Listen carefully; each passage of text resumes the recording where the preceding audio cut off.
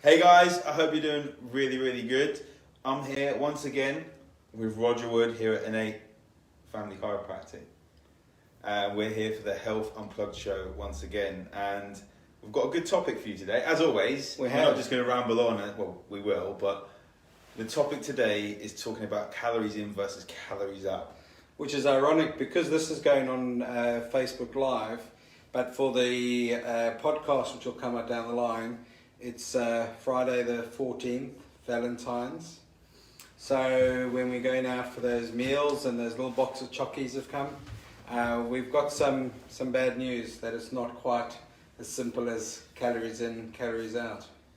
It could be. Just eat all the chocolate and worry about it tomorrow. That's an option, I suppose. That's why it's just called the SIT diet, the start it tomorrow diet. But the seafood diet. Seafood eating. Yes, that's what it was. But calories in versus calories out, everyone has been saying it's as simple as that for weight loss. And as an energy balance, it should be simple for an energy balance. Like you burn more than you take in. It sounds so good for it to be as simple as that. Yeah. But I think we've got to understand what is a calorie. Let's go for it. I was hoping you go. So, this is my old cheat sheet. A really good article that I can post and have the link to. It's from The Economist. It's their science edition, and it's May 2019. An article which talks, and it's headlined, "Counting Calories is a Waste of Time, Death of the Calorie." So it's a really good, interesting read. It goes a lot more than about the calorie. It goes into, the macronutrients, protein, fats, and the old sugar diets, and low calories and low fat diets, and how that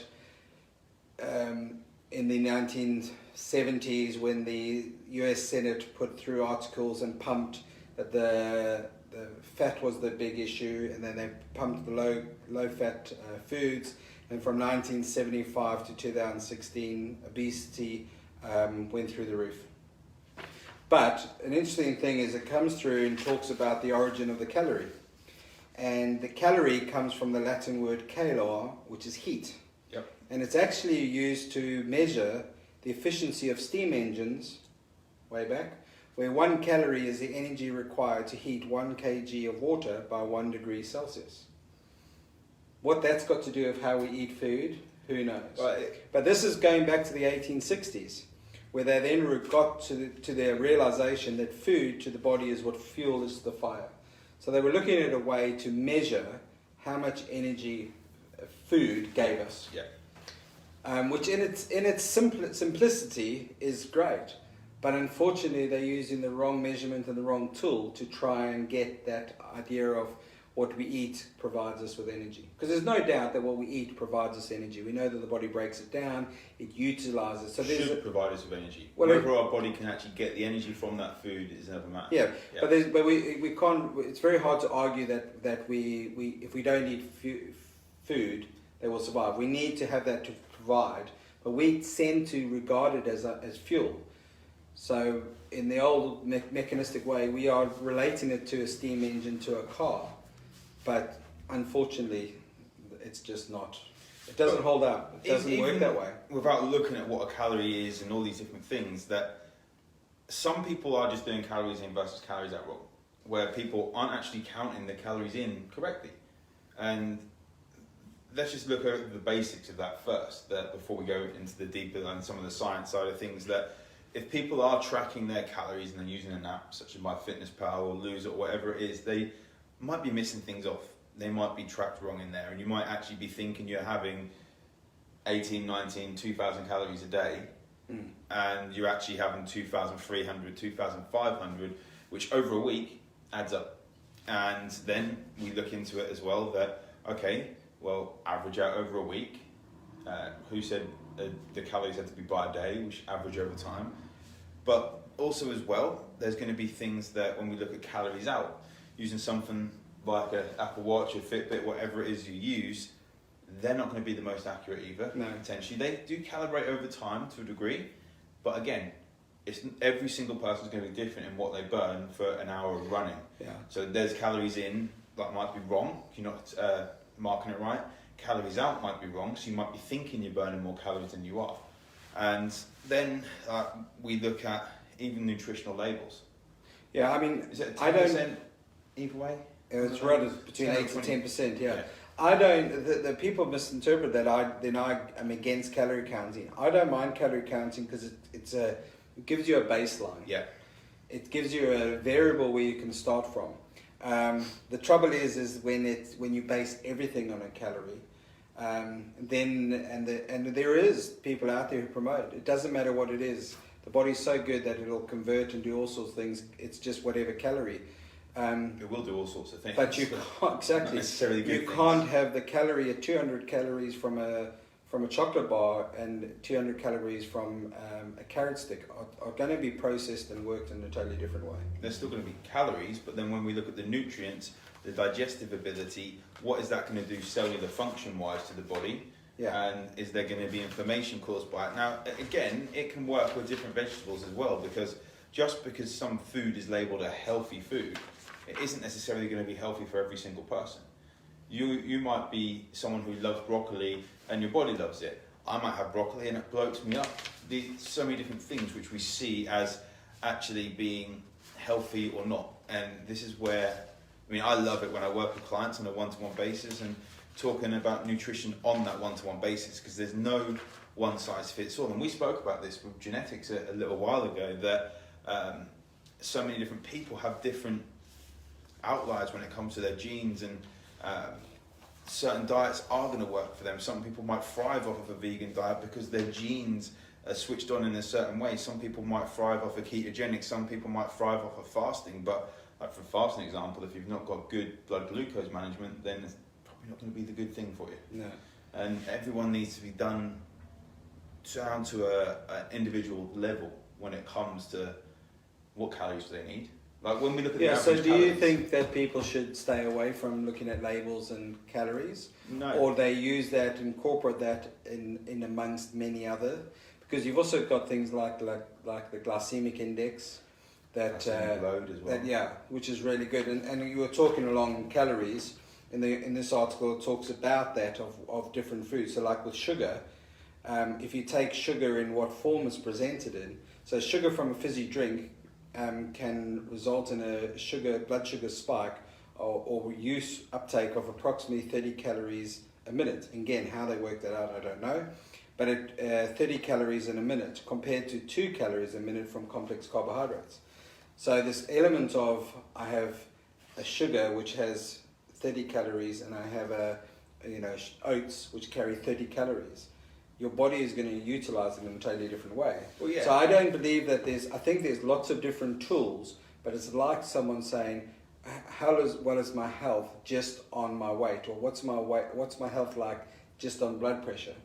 They are useful tools, but there's loads of tools. And the more tools you use, the more you understand your health, the more you can customize your diet for your benefit, for health, as well as perhaps weight. And I think as well, when it comes to calories in versus calories out, the way I work with clients when we start working, and I may not know loads about them at the start, which is why we work together for a period of time. The further we go, the more I get to know the client, the better the results come. Because just like I've been coming here for, I think since 2008, which is crazy. 2008, 2009, 10, 12 years. And the way you adjust me as a chiropractor has changed over that time. Yes, your knowledge has got better as well, but as you've got to know how my body is working. I'm glad I hope so. My knowledge has got better as well. I've wasted a hell of a lot of time, energy, energy, money, and study and everything. But everyone has to be on an individual basis. And so I'll work with a client and we'll find out what they are doing at the moment, because just because the government says a woman needs to have this amount of calories, say 1,500 calories, a guy has to have 2,000 calories basic without doing anything, then doesn't necessarily mean that's where their body is going to be at. Don't you think as a society we're lazy though? We'd like just follow this set point. Follow this recipe, follow this protocol, just follow this system. And for the 80-20 rule, probably most people will get some benefit. Most people will get some benefit, but then how long are they going to stick with that when the benefits slow down and everything? Yeah, I mean, For me, it's trying to encourage people to go on a journey of exploration. So how do you feel after you've had that whole box of chocolates? You feel lousy, or you might feel okay. Someone else we were talking about earlier of how people process caffeine. Fast metabolizers, slow metabolizers. It's going to be the same. So the more you go on a journey of discovery for yourself, the more complicated it becomes, but also more enlightened you become of what it is for yourself. So I think it's a case of trying to encourage people actually not to fall into the trap of following a set protocol, but go on a journey. Then that means using other resources, lots of tools, or using someone like a coach or a mentor, or using multiple to gain different opinions. But you're still the person must be engaged in it themselves. Yeah. Otherwise, they're just following a trend or following a fad, or relinquishing responsibility and say, I'll just do whatever you tell me. If someone says, you don't learn that way. And then I found, if I've had a client like that before, they've then developed anxiety if I'm not been able to answer quickly. Yeah, and also Wrong we're not going to have all the answers. So you go on that journey of discovery with that person. You become a team for their benefit, and they learn and be happy at some stage that actually I don't know if I need to work with you for a while. Or they do go and they come back and say, I've now got a certain point, I value your input again. Mm-hmm. I think a lot of people in healthcare are very much of, I'm the only resource, I know it all. And the days gone by, it used to be, doctor comes from the word teacher. It used to be that you don't know anything, so you go to the doctor tells you what to do. They're the ones with information. Now I think people are able to be are empowered to say, I'm developing, I want to know knowledge, but now where do I draw that information from? And that can actually be dangerous as well. Well, there's a lot of misinformation out there. Facebook gurus when it comes to Googling things and all these different things. And even with some of the doctors now, because of the pressure they're under and the actual education they are general practitioners, most of them, unless they come to specialists. Yeah. And even last week I posted on Facebook about a client that I'm working with. She's got some very deep health things going on, and she hadn't slept since she was 16. She's coming up to her 40th birthday. Last 2 weeks she slept all the way through. And doctors are taking her from 6 meds to 1 med through me going there with her and consulting with a doctor. I'd never say to a patient, take medicine out, because it's the doctor's place on, like me, suggesting it to him.